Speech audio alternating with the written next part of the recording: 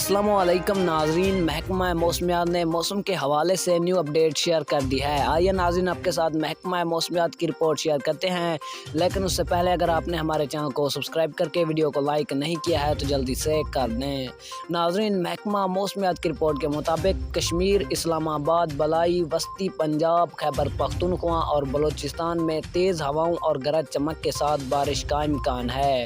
اس دوران اسلام آباد، خطہ پٹوہار، کشمیر، بالائی پنجاب، بالائی خیبر پختونخوا اور جنوبی بلوچستان میں بعض مقامات پر موسلا دھار بارش بھی ہو سکتی ہے۔ سندھ کے ساحلی علاقوں میں تیز ہواؤں اور گرج چمک کے ساتھ بارش کی پیش گوئی کر دی گئی ہے محکمہ موسمیات کی جانب سے۔